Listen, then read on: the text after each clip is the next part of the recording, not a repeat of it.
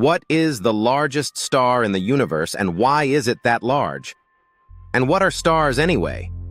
To answer that, start small. Some things look like stars but do not quite make the cut. Think of giant planets and sub-brown dwarfs made of the same stuff as the sun, just much less of it. Then come brown dwarfs, the disappointment to their moms. Even if a bunch of gas giants were thrown together, it would not be enough to create a true star.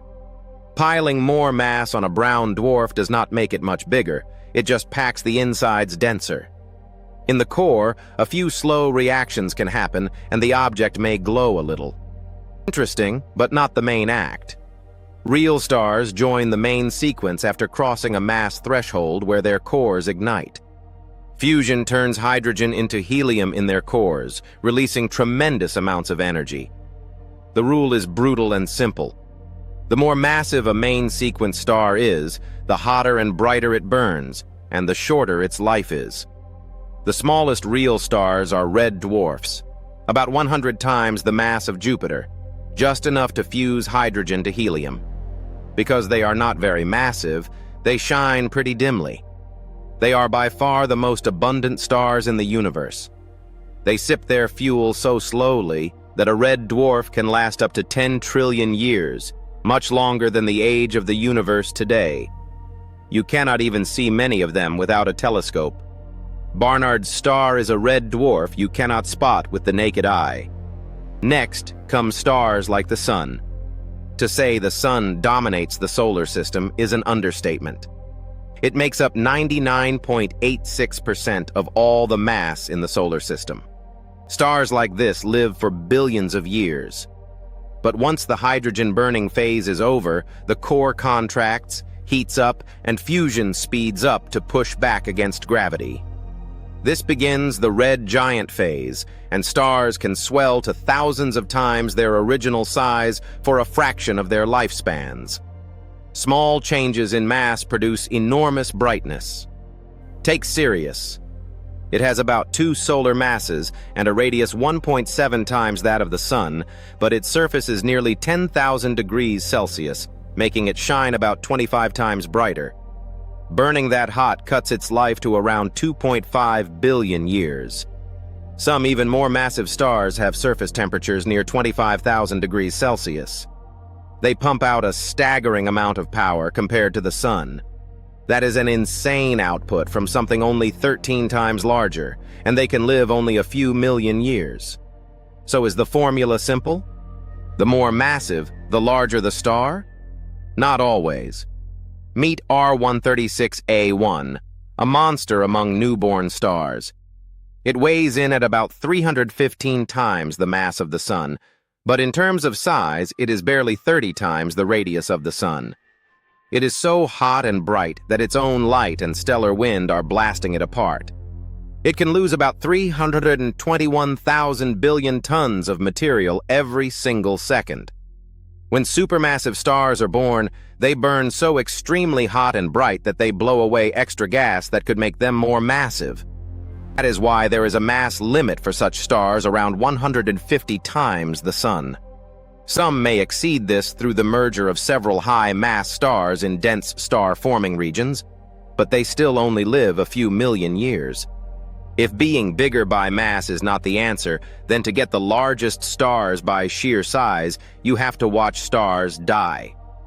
When main sequence stars exhaust hydrogen in their cores, the core contracts and heats, fusion accelerates, and the outer layers expand into the giant phase.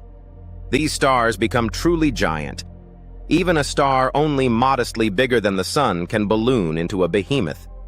In its final phase, a star like our Sun will swell to roughly 200 times its current radius and swallow the inner planets. Now enter the Hypergiants, some of the most massive stars in the universe in terms of mass and surface area. They shine with enormous light and fight a constant battle against blowing themselves apart. Blue hypergiants are extreme. The Pistol star, for example, is about 25 solar masses, but around 300 times the radius of the Sun, flooding space with energetic blue starlight. It probably lived just a few million years. Even larger in appearance are the yellow hypergiants. The most well-studied is Rho Cassiopeiae.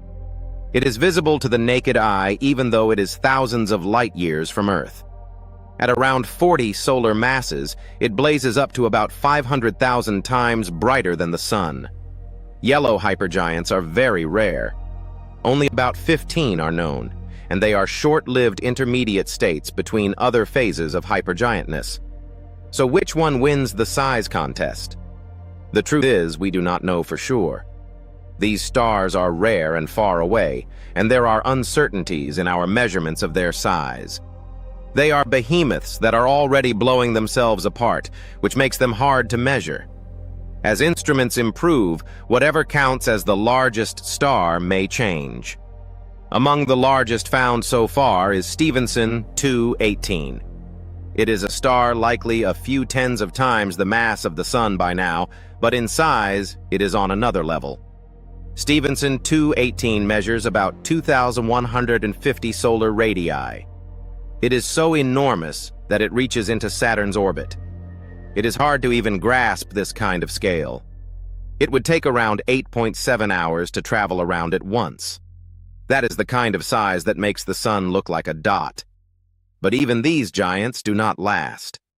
With even more mass in the hypergiant phase, a star accumulates heavy elements in its core until it can no longer support itself.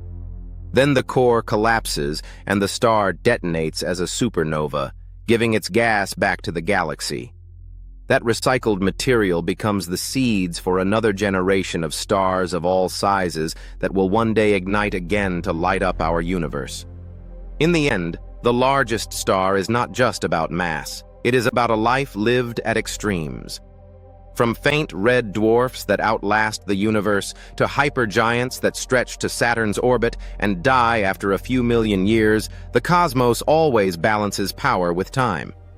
Which stage do you think is more impressive? The hottest stars that burn fast, or the biggest stars that swell to unimaginable size?